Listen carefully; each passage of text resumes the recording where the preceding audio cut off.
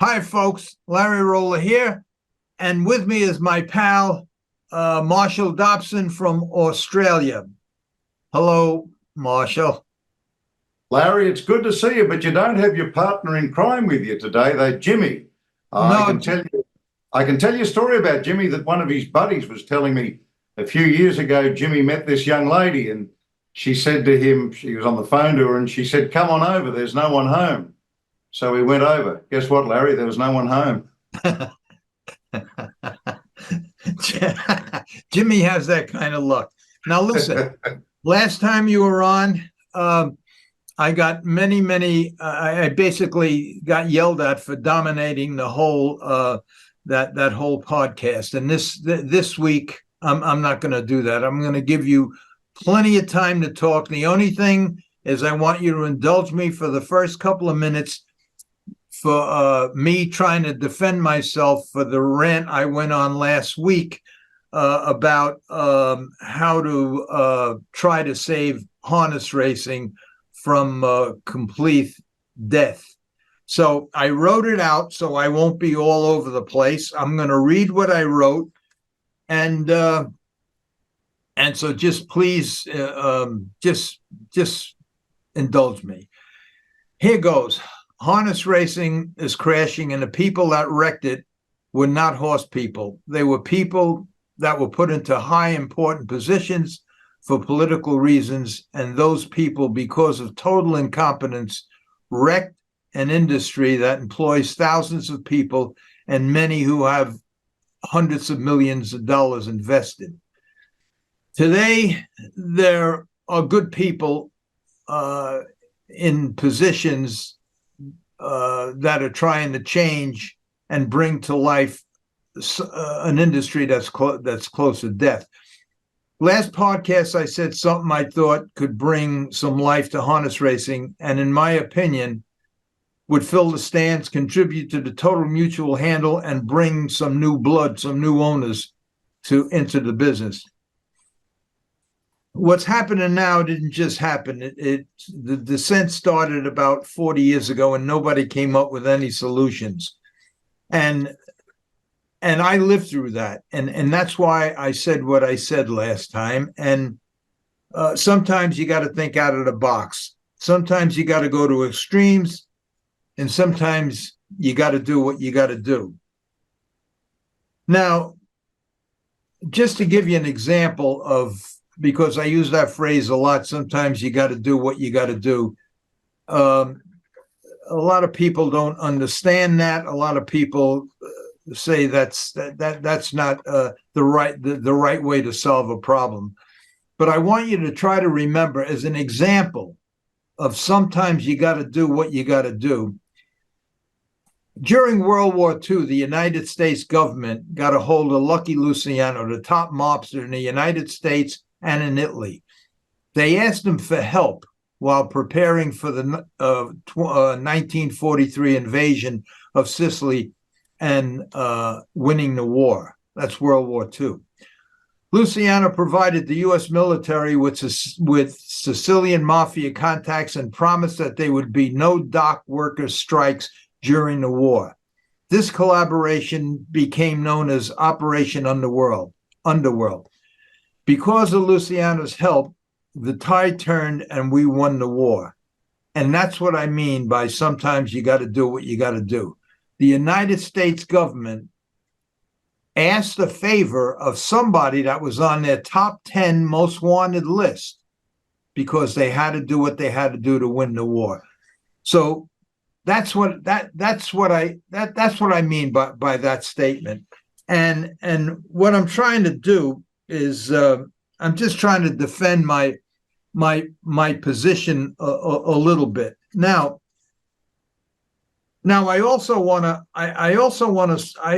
say that in defending my position, that I got this book a long time ago, and it's a book called When the Experts Speak. Now, I bought this book many years ago, and it's a book that tells it tells about when all the geniuses and the smart people in the world, when they make these statements, and they're 100% wrong. And just to give you a little sample, I'm going to read 3 or 4 of them to you. Now, the first one was from the president of Digital Equipment Corporation in 1977. This is the president of the Digital Equipment Corporation.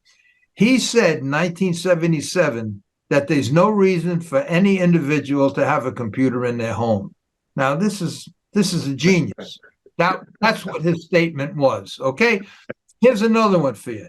Decca Recording Company executives turned down the Beatles in 1962, saying that they didn't like the sound, that groups of guitars are on their way out. That's another one. Here's a good one for you. When Jimmy Hoffa, and everybody knows who Jimmy Hoffa is, was interviewed by Jerry Stanek in 1975, he said, when asked if you need a bodyguard, he said, I don't need any bodyguards. Well, a month after that, he disappeared and was never found, and is presumed dead. And the last one I'll give you was by Henry Ford II, the president of Ford Motor Company, was quoted in Business Week magazine in 1957 that the new Edsel, the new car in production named after his son, was here to stay. He said it ain't going nowhere. Well, 2 years later, they stopped all production, okay?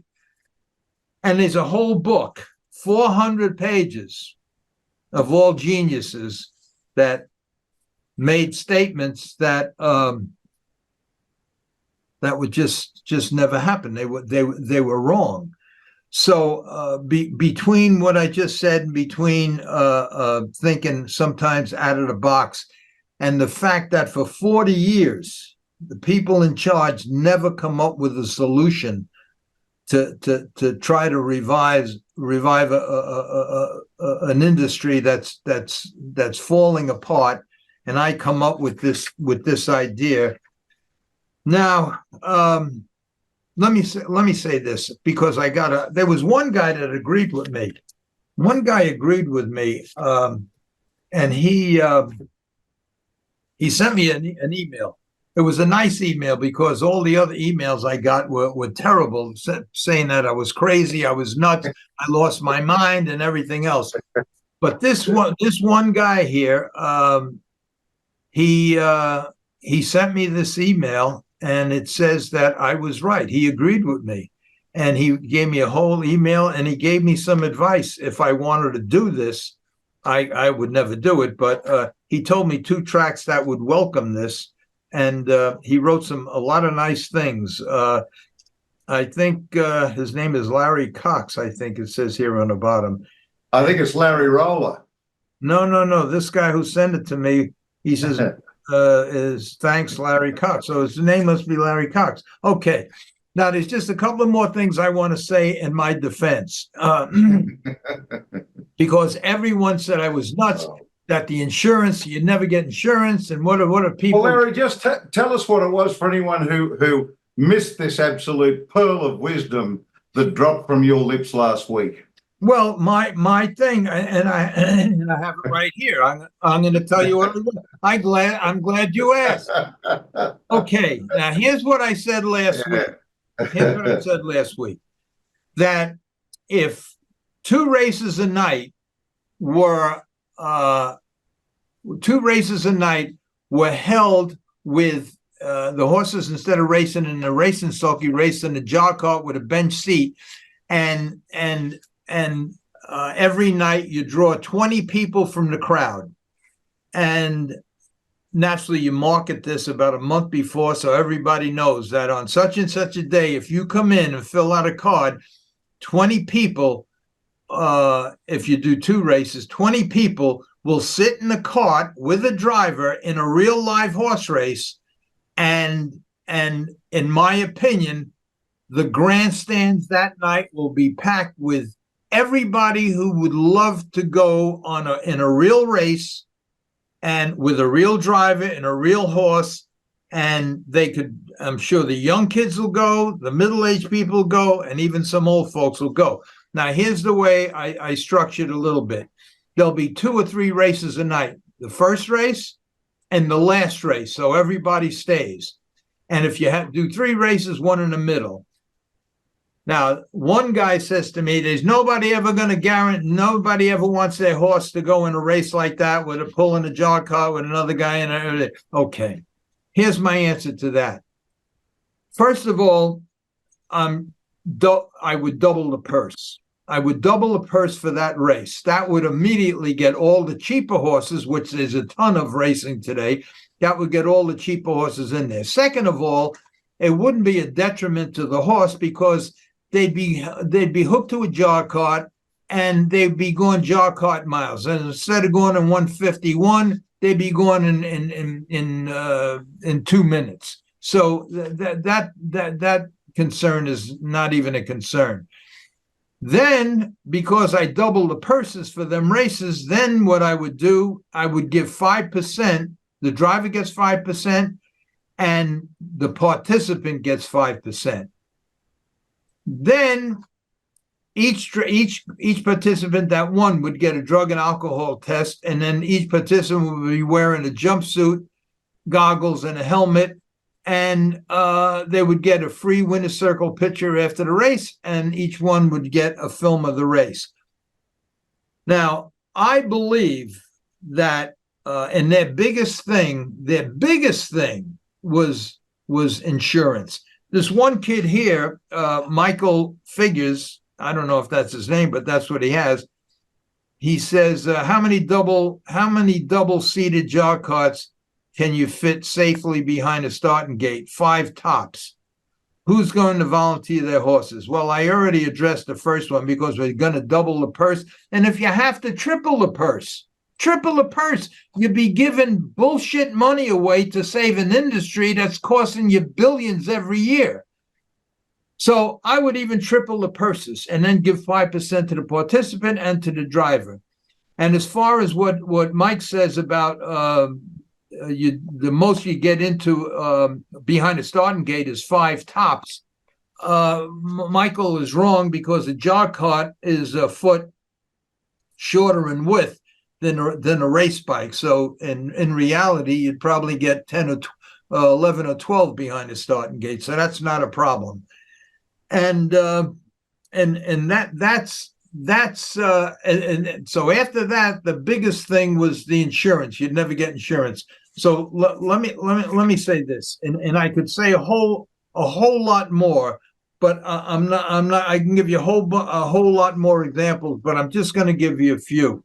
When they say that you can't get insurance. Okay, let me find it. All right, now,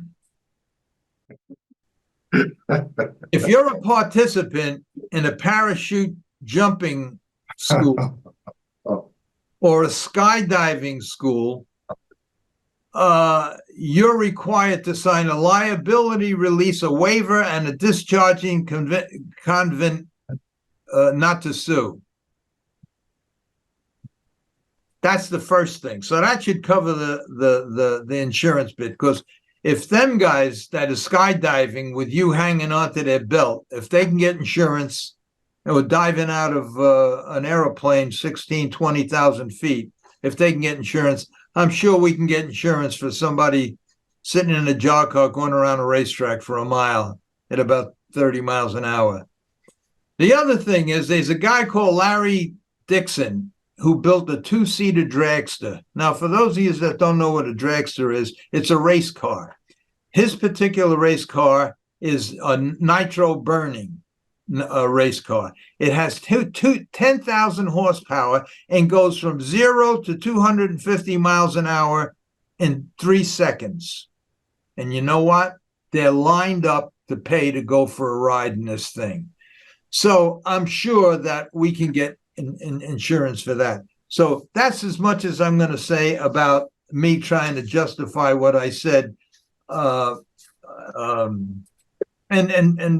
basically that's it. And the other thing I want to say is that if you don't want to do something, bring an attorney. Bring an attorney to the meeting if you don't want to do it. Years ago, probably in the early 90s, I invented two things when all this new technology come into play. And I got the idea from a kid that worked for me who had a baby that was always crying, always crying. Finally, they took his temperature, and the baby had a fever, and they would keep shoving pacifiers in his mouth. So I come up with an idea, and I built a prototype of a baby pacifier that with a string with technology at that time that was just coming up, that the handle of the pacifier would turn red if the baby had a temperature. So I brought it to my attorney, and the attorney says, "Young man, you don't want to fool around with nothing that goes into a baby's mouth." Well, that's so naturally I didn't do it. And they invented it today. They have digital pacifiers. They have everything, selling billions of them throughout the United States. That was one. The second one was when the breathe right strips first came out in 1990. I invented one for a horse. And the reason I invented it was because when some horses have a thing called a false nostril. And what that means is that right above the opening of the nose, the skin above it is loose. It flaps. And if you notice when a horse breathes in and out, they flare. Well, sometimes because of a tight race halter or whatever, them nerves that run down that control that flare get damaged, and the nostril don't flare. And then when they breathe in, the nostrils collapse and they lose air, and it's a terrible thing. And years ago, what they did was they cut that whole flap out, that whole flap on both sides of the nose, on both nostrils. They cut it out. It looked ugly. It was disgusting. It was filthy. It kept getting infections and everything else. So when the Breathe Right strips first came out, I invented that. The reason I lost it was because I ran out of money dealing with the 3D company to find an adhesive that would stick to that sensitive part of the horse's nose without ripping the skin off when you pulled it off, but yet holding it when it got wet or hot or damp. I ran out of money. I tried to get a veterinarian to help me, and he wound up stealing the whole thing from me, and there the Breathe Right strips were made. And the other thing I want to say is that you see, I should have went to school because I don't explain this stuff right. I screw everything up because my vocabulary is so limited, and I have to apologize for that. But I know what I want to say, but I don't know the words to say it. Like when I went to Dr. Burton, there were 100 people. This was in the 70s. Hundreds of people came to me with cancer, and they says, "We heard that you were successful, that you cured all these people from cancer and everything else." And they're doctors, the people that should know. And some of them people are in this book. The people that should know says Dr. Burton is an alternative therapy, and alternative therapies don't work, but we have something that could help you. Well, everybody that went with me to Dr. Burton is still alive today. Most of them are still alive today. And that was 50 years ago. The ones that listen to the experts are dead. Okay? So that's as much as I'm going to say about the experts and everybody who has an opinion and all the people that think I'm nuts. Buy this book. Marshall, that's it for me. Now, I'm sorry I took so much of your time. What do you want to... That's all right, Larry. I'm sorry I asked. All right. All right. What do you want to talk about today? And I'm going to I just want to go back over what you were saying then, and it's no different with the administration here in Australia than it is in the States. And I've found in the majority of cases, Larry, that they're experts in yesterday. They can tell you everything that happened last year or a decade ago, but you ask them what's going to happen tomorrow. No idea at all.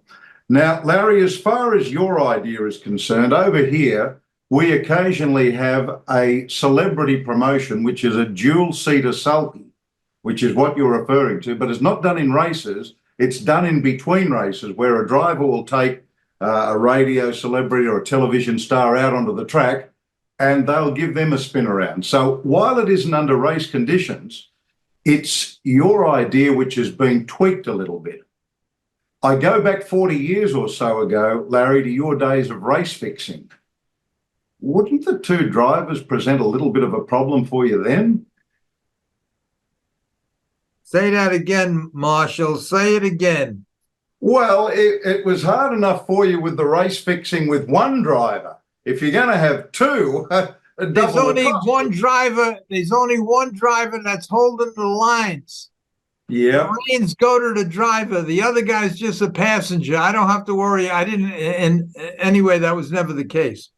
I hear what you said, Larry, and I always thought that that you guys, where you are, were 15 hours behind us in time. But after hearing your idea, Larry, it's obvious that you're 15 hours and 10 years behind us. Have you sought help, Larry? Seriously, because there are good people out there who will help you, and you can just go to your local GP, and he will instruct you to go and see a specialist somewhere. And I mean, like you talk about dementia, Larry. I hate to tell you this. I knew a guy once. He went to the doctor, and the doctor said, "I got some bad news for you." He said, "What's that?" He said, "Well, you've got dementia and you've got cancer." The guy said, "Well, it could be worse. At least I don't have cancer." Oh, boy. Larry, but this, I will send this to you. It's a spatula, and it's very good at getting egg off your face, Larry.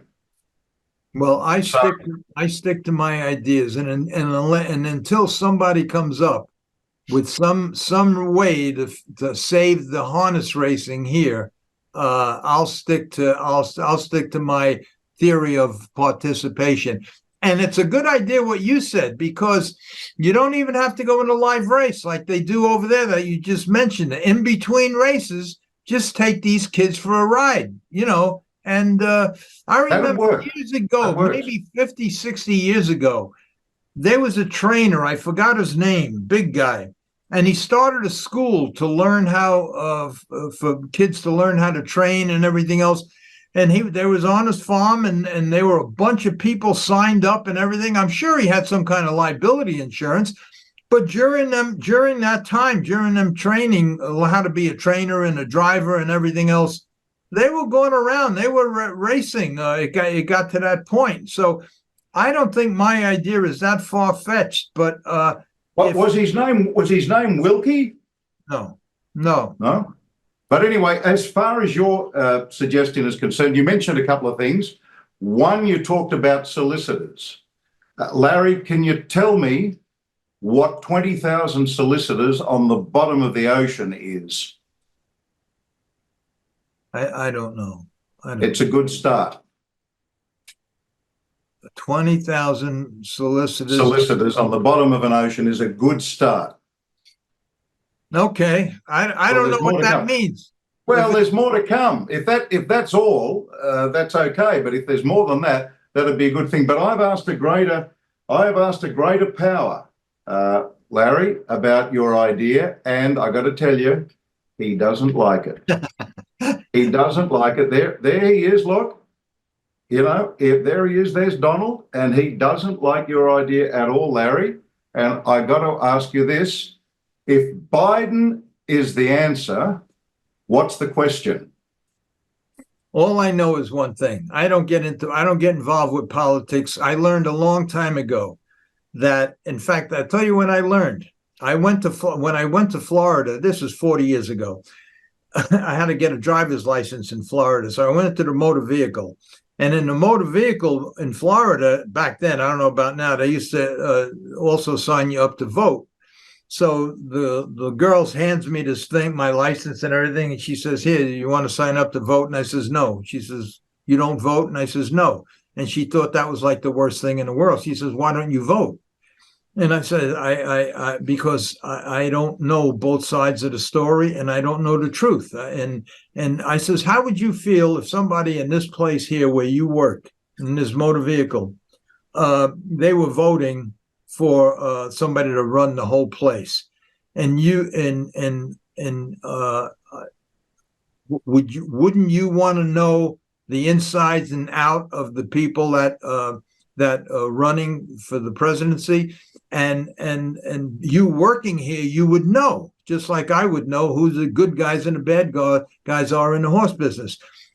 But it wouldn't be fair for me to vote if I don't know both sides of the story, and I don't know. I only know what you say.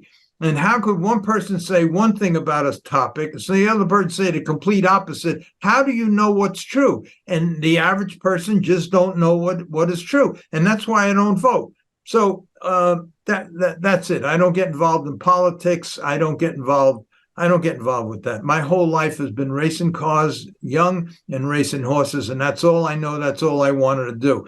The only thing I'm sorry about is that I never went to school because of situations like this. Now, I find myself doing this podcast and with a very limited vocabulary. I get lost with words.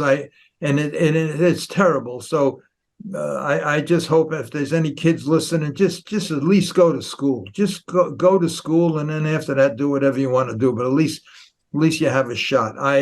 This is somewhat embarrassing for me at times. But I started this thing to promote the book, and then to promote the TV series, and that's why we started this thing, and we're having a little fun with it now. I'm not shell shocked anymore when the cameras go on. The only thing is, I have a vocabulary of about 20 words, and I try to talk about every topic with very limited words. Anyway, I'm not going to talk no more. You got to talk. I'm going to get too many emails that I'd never let you speak. Larry, you have to apologize for nothing, because you're a sweet man, and it's half of the reason that a lot of people love you, because of the way that you express yourself. And sometimes, Larry, and I'm in the same boat, it has nothing to do with our scholastic achievements or lack thereof. Our forgetfulness sometimes has to do with numbers. The number of the year that we were born, perhaps, Larry. Well, I know one thing. I'm 83 years old, and I know I'm suffering from dementia, and there's nothing I can do about it. I mean, it's sad because I have so much to say because of the years that I lived and all the experience and things I experienced. And now I forget half of them. You get to the point where you accumulated a lot of wisdom, and by the time you get to say it, you forget it. So well, I think you're inspirational anyway. But enough of that, because we had plenty of action down under at a place called Maryborough in Victoria recently. It was a pacing race at a country track, and the nation's premier driver, Chris Alford, he's closing in on a remarkable 8,000 career wins, Larry. It was a catch drive for him. He was leading at Maryborough with this horse called Park Lane. He had the race won, and then all of a sudden, just look what happened. Side Rock and Roll Opal, further out Snazola and Eastbro Daisy. Park Lane in front, but he's flat, and the He's collapsed through on the inside. Watch the attitude. Snazola deep out. Snazola's won it. No damage to man or beast or horse or driver. No. Let me ask you a question about racing down there. Do they race year round? Yeah. We don't race. Where you race, a certain track may race for 3 months. We would race here for 12 months, and some tracks race 2-3 times a week. Other tracks might race once a month. But why would the standard breds down there have maybe 15, 18 starts a year when up here they have 30 or 40 starts a year? I didn't know that you raced year round. Or maybe it would depend on the area in which they're racing, and the other thing is that we tend to spell our horses longer than you do over there. I mean, You'll see trainers, they'll race on a Saturday night and they'll turn them out until Tuesday and bring them back for next Saturday night, Larry, where we're here after some horses might have 10 or 12 starts, their trainers might decide to give them 2 or 3 months in the paddock. Wow. Well, I agree with that, more so with breaking yearlings. I think if you start breaking a yearling in September, October, right around Christmas time, you should just give them a month off and let them catch up to themselves, and then bring them back. So I agree with that. And like you said, there was many times that many horses I raced right out of a field, because I think once a horse races 10, 15, 20 times, they're not going to lose that much condition being out in the field for 2 or 3 weeks. And you come right back, and they probably race better, but you keep them fresh. Anyway, that's what I do. But now it's getting tougher and tougher. There's no more barn areas for racetracks around here.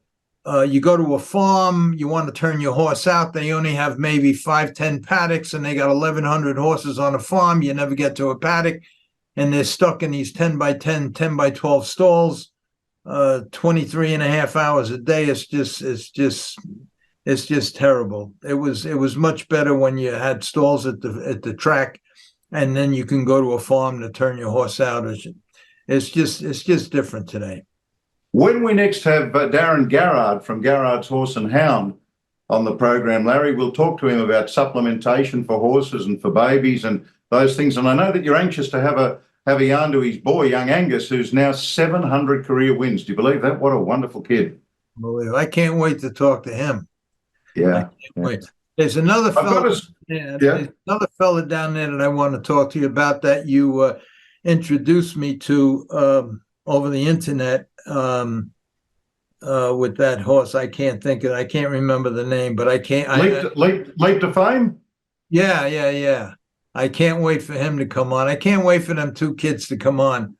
That both of them have unbelievable stories. One because of how young and talented he is, and the other one because of what he's going through in life, and still maintains a 40-50 horse stable, and is lucky enough to have probably one of the best horses in Australia. I'd say in the world, Larry. In the world. And there's we call him the young fella. He's probably in his early 40s, Grant Dixon. But there's a boy who overcame leukemia, a blood cancer, and there was no silver spoon for him, and life hasn't always been easy. Yeah. I watched after you told me about him. I watched some of his races. It's unbelievable, and his frame of mind, it's unbelievable. Like he just goes on like nothing's wrong. I don't know how he handled what he handled, going through chemotherapy and all the treatments that he went through, and it's sad. I think from what I understand, I think he's kind of in some kind of remission. Yeah.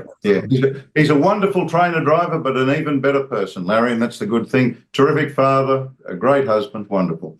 Now, Larry, we've got to go back to the 1980s for this story I want to tell you. And Larry, if you remember the 1980s, I don't think you were there, were you? I was there. I was there for half of them anyway.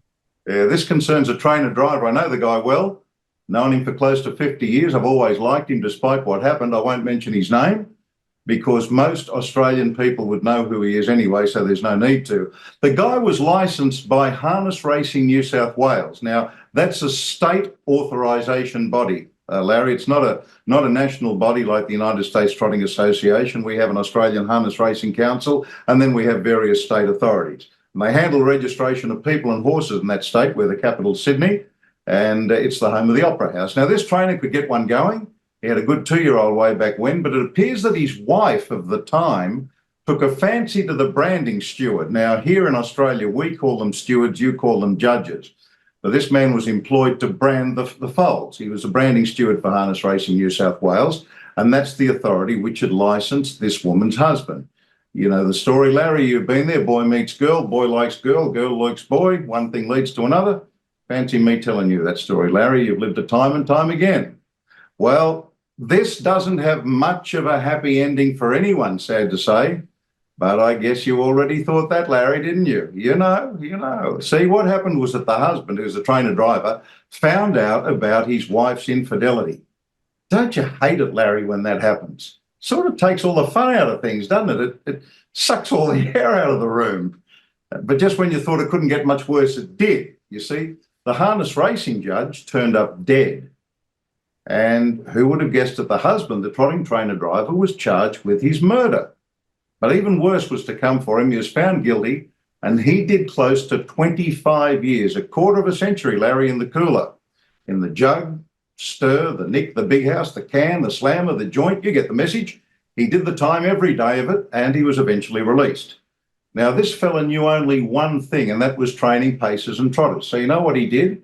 He reapplied for another trainer driver's license. Now, you'd think there'd be a problem, wouldn't you? I mean, he had to apply for his ticket to the mob who employed the guy he was found guilty of having murdered. You'd think, Larry, that would be a problem, wouldn't you?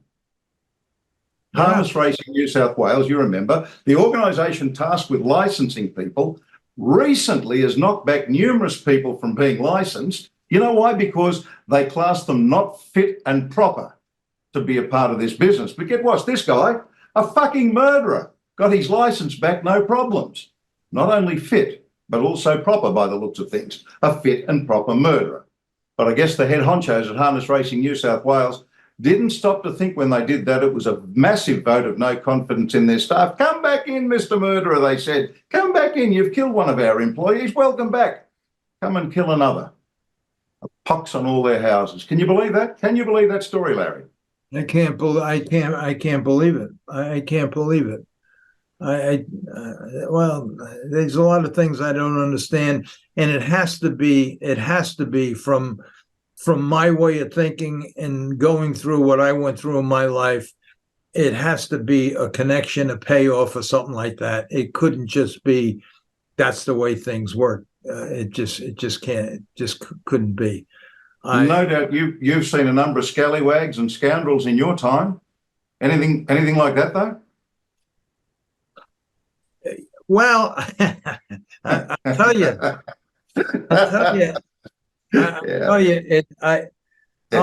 I lost my license 3 or 4 times, and I got it back 3 or 4 times. The toughest was in the state of New Jersey, but I was instructed 2 of them times to fill up a bag full of money. One time it was 60,000, one time it was 80,000, all in cash. And I went to a hearing where I got denied year after year after year. And the only question they asked me at the hearing was, I come with the paper bag, I put it down. And the question that was asked to me was, did you learn your lesson? And I said, yes, I did. And they said, we grant you a license. So I've been through that kind of stuff. I've been through just about everything. And like I said before, you could just about get anything done if you have money and connections. And from that story, it sounds like one of them 2 things had to be in play, because I don't know how a guy that gets, I don't know. Larry, you've heard it said, it's not the money, it's the principle. It's always the money. I don't know. I had a great mate here. He's the chief judge of Victoria and then Queensland harness racing, Rod Osborne. He's not with us anymore, sadly. And he always used to say this: it's not the money, it's the money. Same thing. Now, Larry, I'm dating myself a little bit, but I want to go back to earlier than the 1980s this time, about a man who had a checkered past. You may well have heard of him. What a life he led. You wouldn't know him under this name, Vincent Roy Radovan. And he was better known as just Roy or Roy the Boy. He's one of the most fascinating characters I've ever met, but he was a crook like no other. As a young man, he was part of the Kangaroo Gang, which was a squad of Australian pickpockets and common thieves. Now, they terrorised London's elite shops in the 1960s, and Roy then came back to Australia, and by some means or other, he started to sell pacing horses, not trotters, pacers, to North America. I met Roy through another crook, Danny Chubb, who later got into heroin dealing before getting shot outside a hotel in North Sydney in 1984. Danny had a head that only a mother could love, and Roy looked like he'd fallen out of the ugly tree and hit every branch on his way to the ground, so they made quite a double, Larry. I wasn't much more than a kid, really, working at a horse sales place, Wright Stevenson's, which was an offshoot of Wrightson's, and Danny Chubb approached me and asked if our company handled horse transport to the States. We did, although the major transporter in Australia was Kevin Spain and his daughter Julie from Sydney. At any rate, Chubby said he knew this guy who wanted to get $50,000 worth of horses to the States, and he wanted to meet me. That was Big Roy the boy. He offered me $20,000 cash, and bear in mind this was almost 50 years ago, and I was about 20 working for $300 a week, and he said he'd give me the 20 cash if I could get them over there without paying, if I could okay it. I think back in those days, they had to quarantine at the Cow Palace, which I think Larry was in LA. And anyway, I didn't do the deal. But despite this, Roy and I became friends. We lived not too far from each other. We had a lot of mutual friends and who were all scoundrels. But back in those days, there were no mobile phones. There was no internet, no websites, nothing. But one thing old Roy could do was talk and sell. He'd call the club secretaries of the race clubs in the States and Canada. He'd sweet talk them. He'd send them gifts for their kids and their wives. And eventually he'd get to know them well enough that they'd hand up the details of their major owners from that area, the phone numbers, the lot. Now, I don't care how good your plan is, you have to have some luck. And Roy the boy's lucky break came when he sold a horse to the States long before I knew him, and the horse was Cardinal Garrison. He was a New Zealand-bred 3-year-old. He raced super well in Australia, and Roy somehow got someone to buy him for good money. I don't know if you remember the horse, Larry, but I believe he went great. I think Eddie Cobb bought him. Yeah, he did. Yeah, and I think, and it wasn't long before everyone wanted one like him. Did Eddie have Genghis Khan at one stage? Yes. Yeah. Now, that wasn't all that long after Cardigan Bay, who was another New Zealander to beat them all in Australia, went to the States. He became the first horse in history to win $1 million, and that was 50 years ago. Yeah. Now, Roy had nothing to do with Cardi, of course, but he sold Cardinal Garrison. So the die was cast. And in his mind, the only thing to do, there's only one thing to do, and that was rob the Americans. So he robbed them by the truckload. Now, most Americans then wouldn't have known the difference between the Harbour Bridge and the Great Barrier Reef. And Roy looked to find horses with winning lines which were for sale cheap. In those days, they raced in Cairns and Townsville in far north Queensland, and you'd push a barrow faster than most of these horses could run. They were racing for $300 a win, and Roy was buying the horses by the truckload for $2,000. He'd then work his magic on the phone, send them the lines. They were racing in 4 and 5 horse fields up there. And with, say, 8 wins and 2 placings from their past 10 starts, they'd seem outstanding. Roy would get $20,000 or so for them. The horses would go over in crates of 3. Once Roy was stuck and he had only 2 to go, and he bought a broodmare for $800 and sold her for $10,000. Well, it wasn't long before he sold some shockers to the wrong people, and then the mob and the FBI were hot on his trail. Roy always seemed to step ahead, though, and with his mate Mick Sayers, who, like Danny Chubb, was also shot dead, he raced a lot of nice horses over here. They raced Sparkles plenty with Brian Hancock and then Kevin Thomas, and under the name of Roy's son-in-law, I guess you'd call him, John Solway, owned Lumber Hanover. Roy went under a number of names, including that of John Solway, whose cousin Ron Mulock was the Minister for Mines in the New South Wales government. Roy also called himself Gary Theobald and Dunga Theobald, and Christ knows who else he called himself. They had a stack of trainers back then. Even bookmaker Harry Mulry's son John trained for them for a while. Roy had a deep guttural voice. He sounded like $1 million over the phone. I was with him once when he had a rich American owner on the phone. It was a landline, no mobiles in those days, Larry, of course. And I started to listen about halfway through the conversation. It went something like this. I think you should only buy him if you feel fit enough. Well, I'm telling you, it'll be like this. You'll be in the grandstand with your wife and friends in the restaurant. Then you'll go and make a bet. Then you'll go back up to watch the race. Then it'll be downstairs to the track to get your photo taken. Then it's back up to your table. Then down to the tote window again to collect the money. Then it's upstairs again to celebrate and buy the champagne. It's a lot of running around racing a great horse. Only buy him if you're fit enough, I'm telling you. So, of course, the guy bought the horse, and naturally he was no good. Now, I eventually lost day-to-day contact with Roy. I moved to Brisbane, a state away, like California to New York, I guess. And Roy, well, he just kept being Roy and ducking and diving. In 1994, he led a syndicate of men who had to collect Pakistani cannabis resonant seed from a Dutch national ship and transport it back to Australia. All good things come to an end, or so they say, and Roy was pinched along with Victor Spink, Ray Dumbrell and others. Roy pleaded not guilty to all charges. Well, I guess you do, don't you, Larry? And he died of a heart attack a month later. He was just 58. He packed double that time into his life. He never seemed young, not even when he was young. Roy was a scallywag, but a likeable rogue. You couldn't help but like him. I think his family came from Serbia or some Eastern Bloc country. He got tied up with drugs and all that shit after we kept company, and Roy died of a heart attack, and with him died 1,000 stories, Larry. Yeah.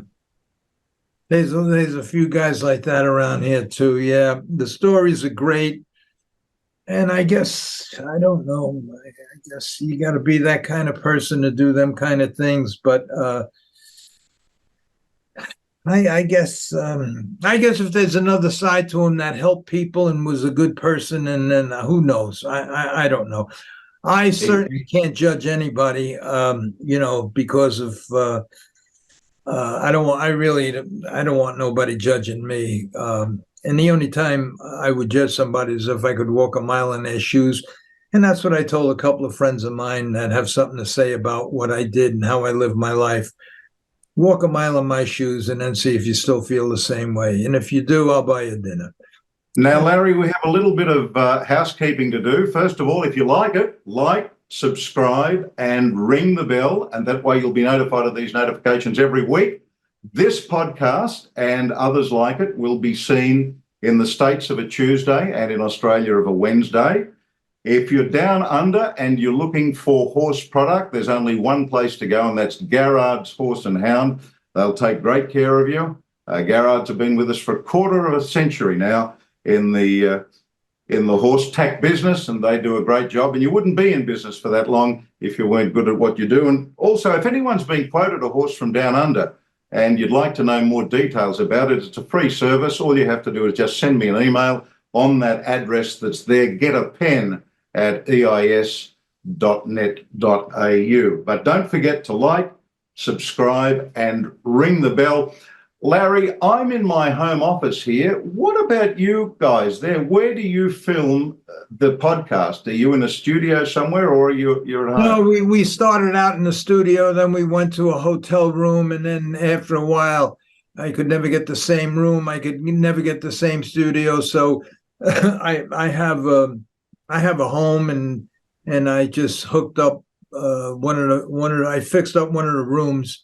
Which is this room we're in now. And then what is it? Is it a basement? It's a basement. It's a finished basement. And I just took one of the rooms, and now it's supplied with. But Larry, you trained for the mob, didn't you? You trained for John Gotti. Well, I had a horse for John Gotti. It's a long story, but I think and you're filming in your basement. So, I mean, what do you do? Are the bodies buried, or do you just kick them out of the way and step over them to get to the table? That was a long time ago. We'll talk to you soon. Okay, buddy. See you. Well, next time we talk, and make sure you have them kids come on. I'm dying to talk to them. And make sure you have a different shirt, Larry. One of those good blue ones next time. Okay. That shirt you got on, do they make them in red at all, Larry, do you think? Goodbye, Mark. Goodbye. See ya. Yeah, I know.